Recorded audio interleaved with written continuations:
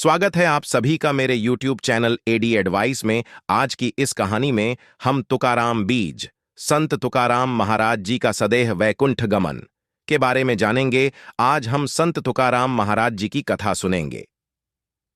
संत तुकाराम महाराज जी की भगवान पांडुरंग के प्रति अनन्य साधारण भक्ति थी। उनका जन्म महाराष्ट्र के देहू गांव में हुआ था और वे सदैह वैकुंठ गए थे, अर्थात वे देह त्याग किए बिना अपने स्थूल देह के साथ भगवान श्री विष्णु जी के वैकुंठ धाम गए थे। उनके वैकुंठ गमन की तिथि तुकाराम बीज के नाम से जानी जाती है। आज हम उनके जीवन के कुछ प्रसंग सुनेंगे। संत तुकाराम महाराज जी का परंपरा से सावकारी का व्यवसाय था। एक बार उनके गांव में सूखा पड़ गया था। तब लोगों की दीन स्थिति देखकर उन्होंने अपने घर का सारा धन गांव के लोगों में बांट दिया। कर्ज के बदले में लिए गए लोगों की भूमि के कागज उनके पास थे। वो उन्होंने इंद्रायणी नदी में बहा दिए और लोगों को कर्ज से मुक्त किया।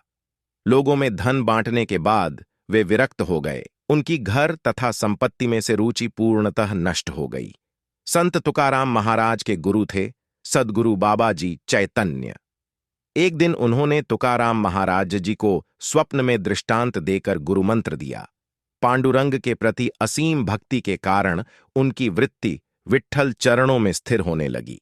आगे मोक्ष प्राप्ति की तीव्र उत्कंठा के कारण तुकाराम महाराज ने देहू के निकट एक पर्वत पर एकांत में ईश्वर साक्षात्कार के लिए निर्वाण प्रारंभ किया। वहां 15 दिन एकाग्रता से अखंड नाम जप करने पर उन्हें दिव्य अनुभव प्राप्त हुआ। बाद में उन्हें भजन और अभंग स्फुरने लगे। उनका एक बाल मित्र उनके बताएं प्रवचन अभंग लिखकर रखता था। तुकाराम महाराज जी अपने अभंगों से समाज को वेदों का अर्थ सामान्य भाषा में सिखाते थे।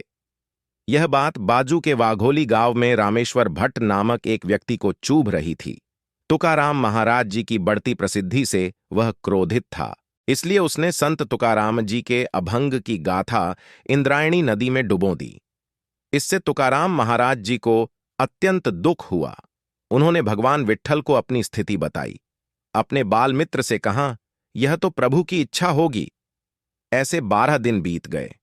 13वें दिन गाथा नदी के पानी से ऊपर आकर तैरने लगी। यह देख रामेश्वर शास्त्री को अपने कृत्य का पश्चाताप हुआ और वे संत तुकाराम महाराज जी के शिष्य बन गए। तुकाराम महाराज जी भगवान पांडुरंग का नाम स्मरण कर अखंड आनंद की अवस्था में रहते थे।